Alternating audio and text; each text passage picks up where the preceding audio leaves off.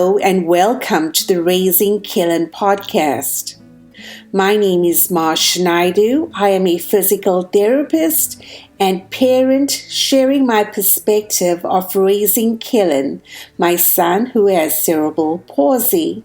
I blog at raisingkillin.org where we curate resources for parents raising children with disabilities. As always, remember the information provided on this podcast is purely educational, and if you are seeking advice for your specific situation, it's best to contact a trained professional. In today's episode 76, I am joined by Lia Stoll, who is a writer who focuses on disability. Lia has been helping us on some of the accessibility points on our new website design, including doing some copywriting. So grab that cup of coffee, put your feet up, and get ready for some awesome conversation. We will be starting this podcast off with a improved accessibility feature for our listeners that are visually impaired, and we will begin by Lia introducing herself as well as doing a description followed by myself. So, my name is Lia Stoll. That's Leastoll. I am a white, blonde female. I have shoulder-length hair, and I'm currently wearing glasses of a dark brown color.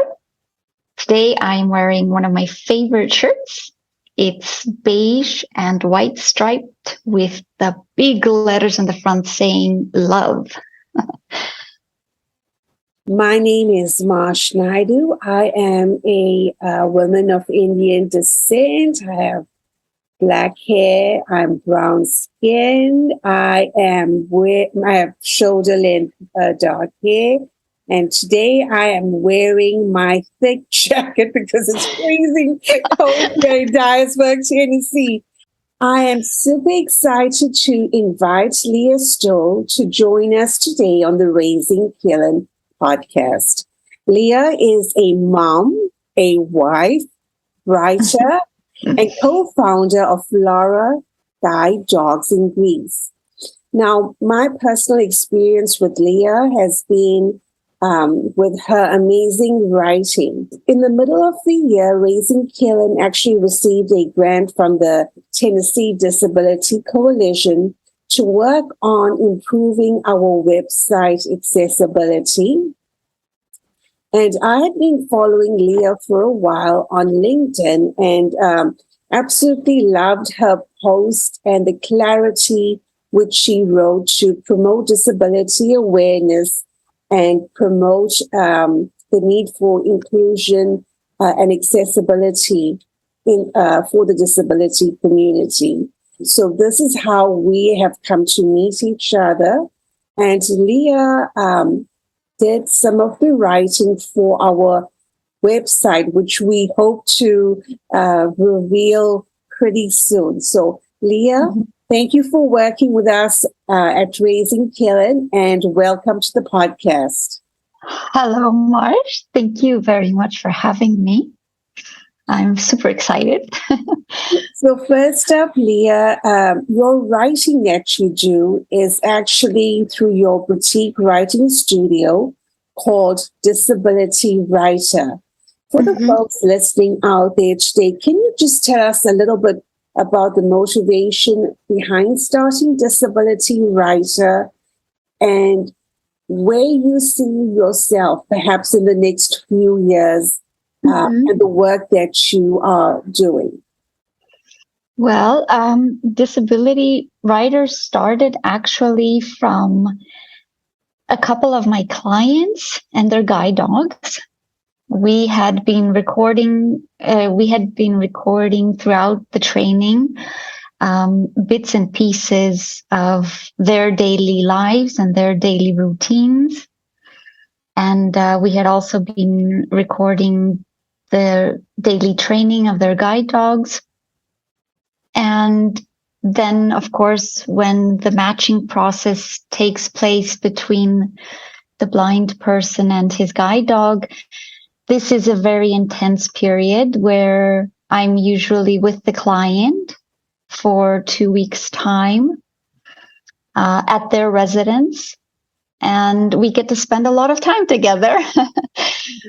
We get to know each other quite well. And yeah, there's a very deep bond. And we recorded all our stories, all the issues we'd come across, accessibility issues, traveling issues, commuting issues to work. And then we would compare notes at the end of the training. And it was these notes actually from all these clients that sort of moved me. And I thought I need to write about this. I felt I need to tell people that even though it's 2022, okay, it was 2019. That's when Disability Writers started. So, we still have a lot of work to do. There's so much, there's so many barriers out there still for people with disabilities. And I wanted to share what I knew, what I learned. That's how it started. And well, Lia, you are based in Switzerland. Lara Guide Dogs is actually an organization or a nonprofit that's in Greece. So yes. how did that connection come about? Well, I left Greece when I was 22, and I moved to Switzerland. Well, actually, I wanted to move to the UK.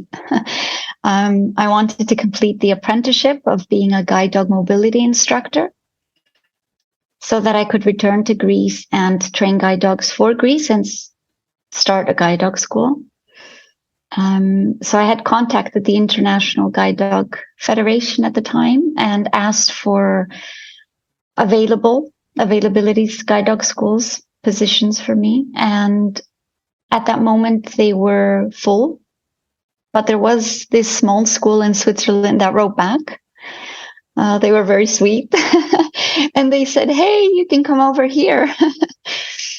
Come over and come by and see if you like it, if you like the cold, because it is a 4-year apprenticeship.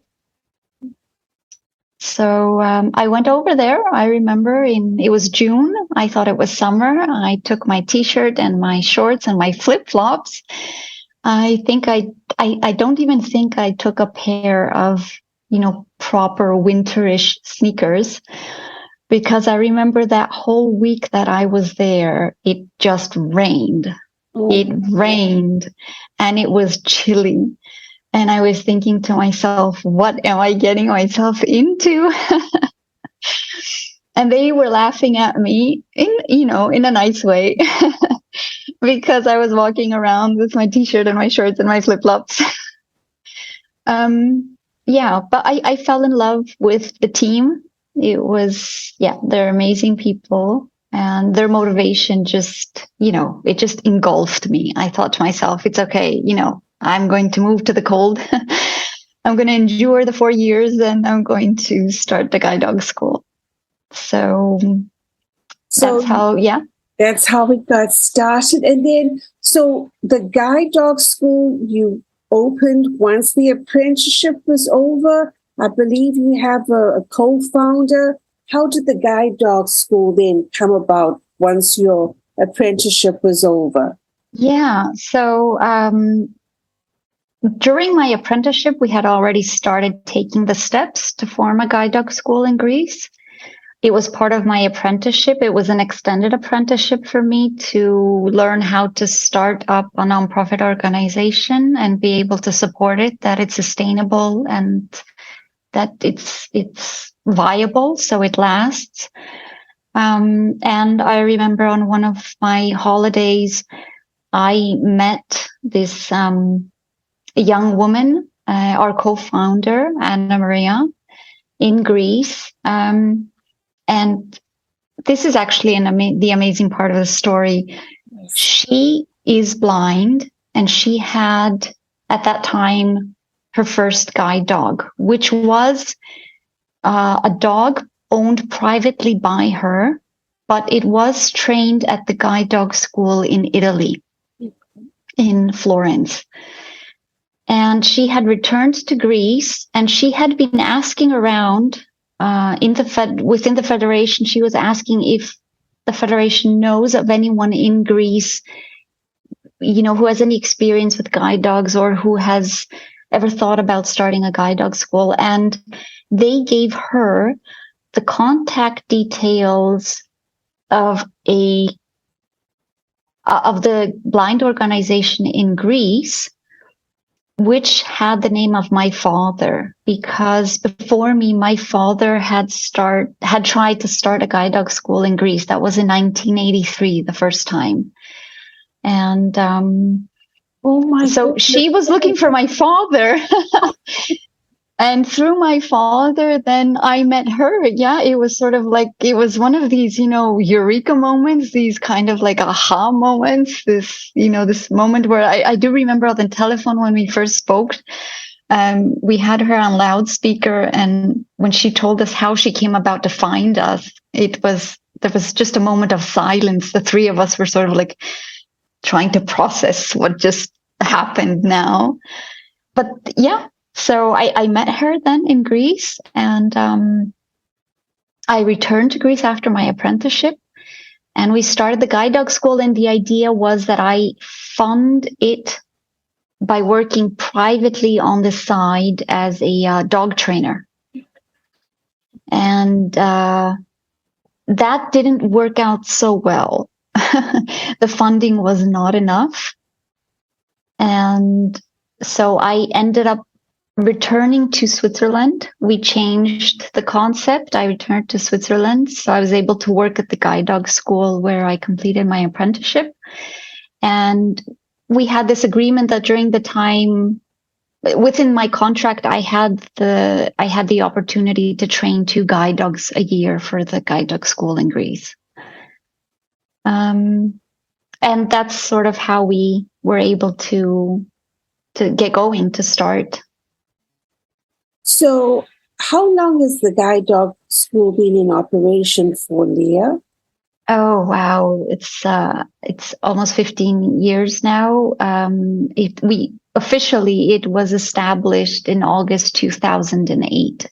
So does this mean you go back during your summers to Greece to do the training with those, for the 2 guide dogs? And no, for the past 5 years now, I've stepped down as being responsible for the guide dog training program. Well, yes, technically, I've appointed someone else. We have somebody else doing that who we've trained. I'm more of an educational consultant now. So I supervise what is going on, and I go to Greece twice a year and, check up on things. But the training of the guide dogs and the puppy raising, it's done by people who we've trained now there. So I'm just as I guess this would be a more technical point. Now, in Europe, when you train a guide dog, who are the beneficiaries usually of the guide dog? Is it a disabled person? Is there a specific, a person with a disability that has a specific diagnosis that would benefit from the trained guide dog? How does that work? Because in the States, you can have a emotional support dog. There's also a therapy dog, and then there's a service dog. So it's almost a tiering system, based on the amount of support that the individual needs. But right. I'm just curious to see how it works with you all. Guide dogs is something different. it's something different because it's actually a very specialized training.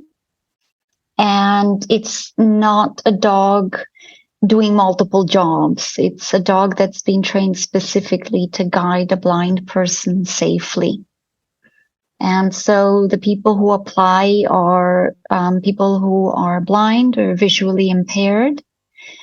They are people who, in most developed countries, already know how to use their white cane to navigate their environment. So they have orientation and mobility skills.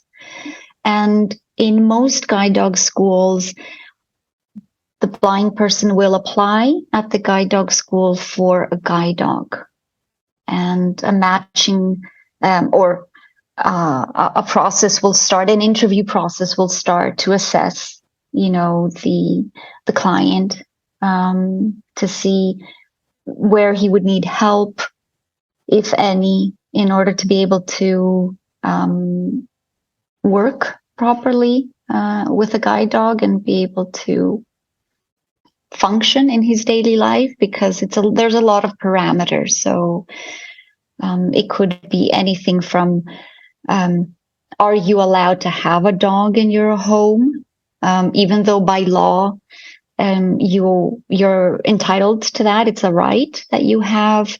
Still, even in developed countries, it poses, there's a lot of times it's not very clear. And then you have to go and start with all the bureaucracy and coming in touch with people and just making sure that all the pieces fit together. I understand. Tell me about Disability Rider. Yeah, Disability Rider was, it was sort of one of these thoughts that, I woke up and I've been thinking about it for a while, and then I woke up and I said, I'm gonna do this now. And like you said, I started, the first website was just something I put together on my own, and it still is my website that I've put on my own, but I've learned quite a lot the last 2 years of creating a website so that it's accessible. And as I wrote up a few blogs, and I put them out there, and I had started with a blog from our guide dog school, so Lara Guide Dog School in Greece. And we were translating them into Greek, of course. And then I got a couple of calls from other guide dog schools asking me if I would be willing to write a blog post, a guest post here and there. And that's sort of what gave me the self-confidence to say, I will, step out of my comfort zone and actually do it on a more professional level. And so I went back and took a couple of writing courses, because I knew the type of blogging I wanted to do. I love blogging, and I feel businesses especially can gain a lot from having a business blog. And I found my style. I found the way I like to express myself, my tone of voice. And I met a couple of brilliant content writers, copywriters. The line for me was very blurred in the beginning. What is a content writer? What is a copywriter? And these people helped me. They helped me a lot. And I'm super grateful for them. So the tone in which you write about disability was what kind of attracted me to your post, because it was done in a non-judgmental way. It was done you were educating, but you were educating in a fun way.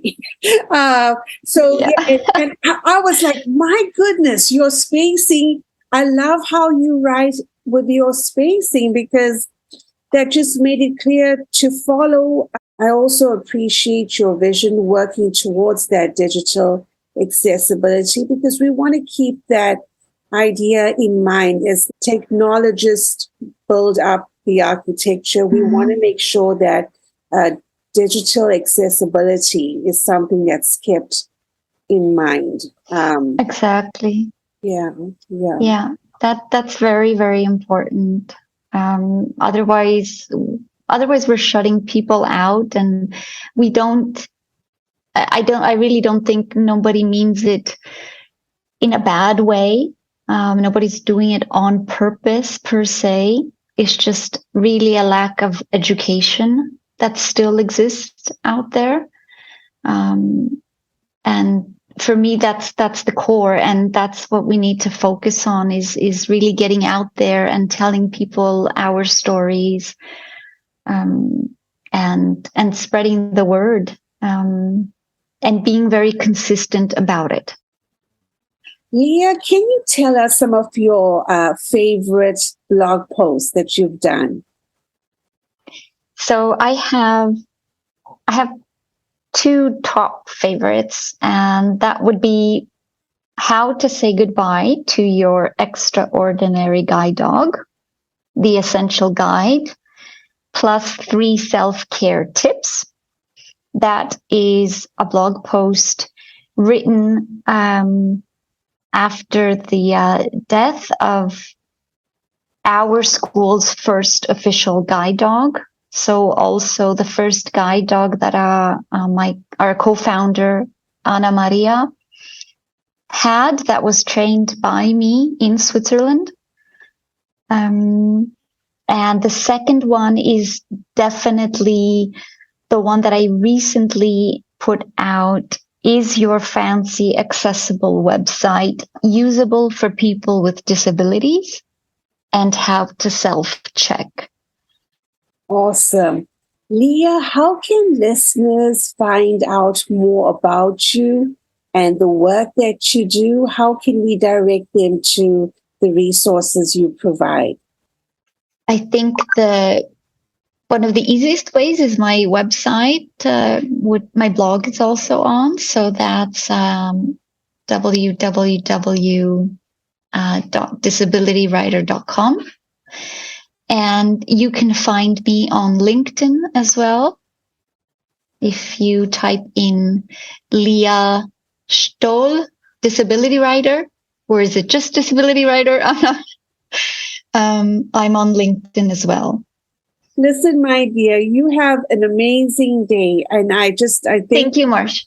Thank you for your time, and obviously, I want to keep in contact when. Yeah, for sure. I really want to hold on to this until the actual website is, done. No, that's okay. So that's perfectly, probably will be when that. It makes sense too. Yeah. Have a great Bye, Marsh. Bye now. Bye.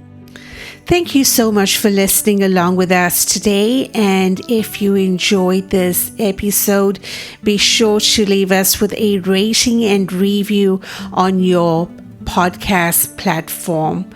As always, remember, get to the top of your mountain. This is Marsh Naidu signing off.